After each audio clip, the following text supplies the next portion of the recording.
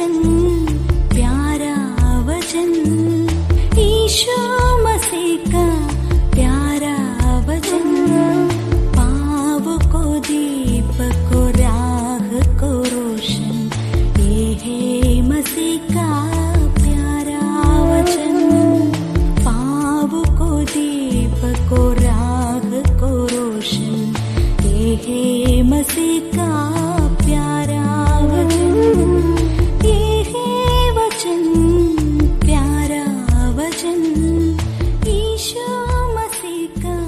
परमेश्वर के धन्य नाम की महिमा हो। प्रभात मनन के सत्र 1581 में आप सभी का बहुत ही विनम्रता के साथ स्वागत करता हूं। आइए आज के मनन के लिए हम पढ़ते हैं तीमुथियुस को भेजी गई पौलुस की दूसरी पत्री अध्याय 4 पद 5। पर तू सब बातों में सावधान रह, दुख उठा, सुसमाचार प्रचार का काम कर और अपनी सेवा को पूरा कर। प्रभु की सेवा करने वालों के द्वारा अनिवार्य रूप में रखने की सावधानी के बारे में प्रेरित पौलुस यहाँ तीमुथियुस को समझा रहा है। मूल भाषा यूनानी में इस पद में सावधानी के लिए उपयोग किया गया शब्द नेफे है, जिसका अर्थ सोबरनेस अथवा संयम। प्रायोगिक जीवन में प्रभु के दासों के विभिन्न प्रकार के निर्णयों को लेते समय संयम रखने की बहुत अनिवार्यता है। संयम शब्द अपनी भावुकता को अपने नियंत्रण में रखने की क्षमता को दर्शाता है। कलीसिया के विभिन्न विषयों में निर्णय लेते समय और अपनी सेवा संबंधित बातों में निर्णय लेते समय और फिर सेवा क्षेत्र में भाई बहनों के साथ रिश्ता बनाए रखने की मामला में प्रभु के दासों को अत्यधिक संयम रखने की अनिवार्यता है। जल्द क्रोध करने वाला एक व्यक्ति और किसी भी मामले में बिल्कुल सरलता से अर्थात गंभीरता के बिना निर्णय लेने वाला व्यक्ति, ये दोनों एक अच्छा अगुआ नहीं बन सकता। एक अच्छा अगुआ पाप को पूर्ण गंभीरता से डांटने वाला होना चाहिए, जैसे पौलुस कुरिन्थ आदि कलीसिया में किया था। पहला कुरिन्थी अध्याय 5 पद 1 से 13 तक आप उदाहरण स्वरूप पढ़ सकते हैं। वैसे ही अपना पाप पर पश्चाताप करने वाला विश्वासी के साथ सहानुभूति से व्यवहार करने वाला भी होना चाहिए एक अगुआ। दूसरा कुरिन्थी अध्याय 2 पद 5 से 8 तक पढ़ लीजिएगा। सेवा क्षेत्र को चुनते वक्त भी प्रभु की सेवा करने वालों को अत्यधिक संयम की अनिवार्यता है। प्रभु की सेवा करने वाला व्यक्ति प्रभु जिस जगह को दिखाता है या दिखाया है वही सेवा करने वाला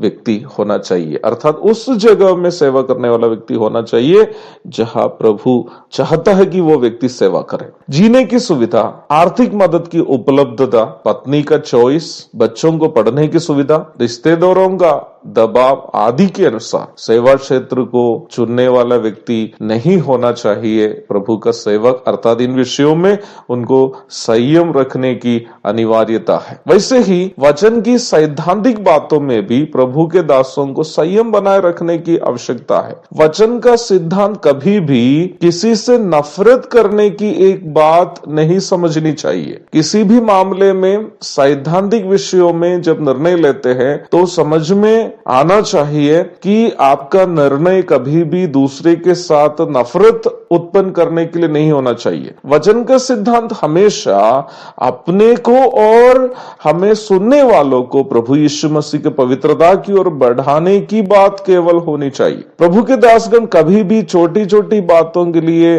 अर्थात जो बात वचन की मूल शिक्षा के खिलाफ नहीं है, कलीसिया में मतभेद या विवाद उत्पन्न करके कलीसिया में फूट डालने वाला नहीं होना चाहिए, परंतु मूल शिक्षा से संबंधित बातों में प्रभु के दासों को बिल्कुल गंभीरता से निर्णय लेना भी चाहिए। सेवकों को अनिवार्य रूप में संयम रखने का एक और क्षेत्र कलीसिया के जवान बहनों के साथ का व्यवहार है। वचन सिखाने वाले लोगों के साथ एक भावुक संबंध बहनों में उत्पन्न होना स्वाभाविक बात है, परंतु प्रभु के दासों को बहनों का इस स्वाभाविक भावुकता को कभी भी गलत उद्देश्य से नहीं लेना चाहिए। मेरी समझ से कलीसिया के द्वारा सेवक के रूप में अंगीकार किया जाने के पूर्व हर एक मसीही सेवक को अवश्य शादी करनी चाहिए और जब भी कलीसिया में किसी जवान बहन से संबंधित बात में सहभागी होना पड़ता है, प्रभु के दासों को अनिवार्य रूप में अपनी पत्नी को भी साथ लेकर जाना चाहिए।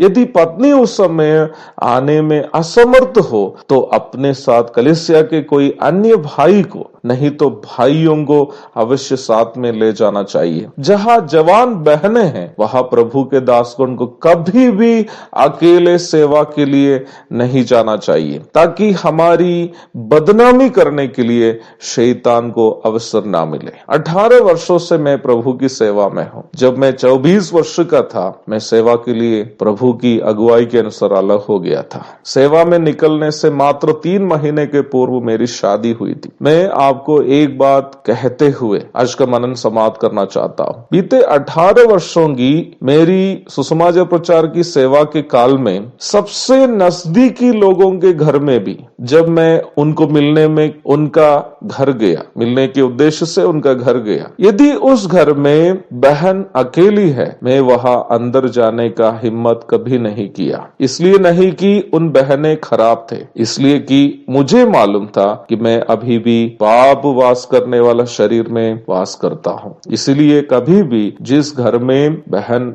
अकेली है उस घर में, मैं आपको कहना चाहता हूँ, 18 वर्ष के मेरे सेवा काल में मैं कभी भी एक घर में जहाँ बहन अकेली है, घर के अंदर घुसने का हिम्मत नहीं किया है। शैतान हमें बदनाम करने के लिए हमें कभी भी मौका नहीं देना चाहिए। ये भी एक ऐसा क्षेत्र है जहाँ प्रभु के दासों को अवश्य संयम बनाए रखना है। एक और शुभ दिन की धन्य कामनाओं के साथ आज का मनन मैं यहाँ समाप्त करता हूँ। प्रभु आप सबको आशीष दे।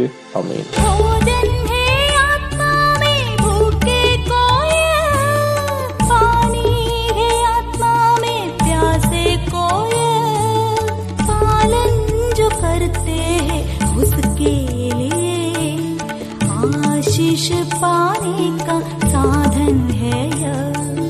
पालन जो करते हैं उसके लिए आशीष पाने का साधन है ये है वचन, प्यारा वचन, यीशु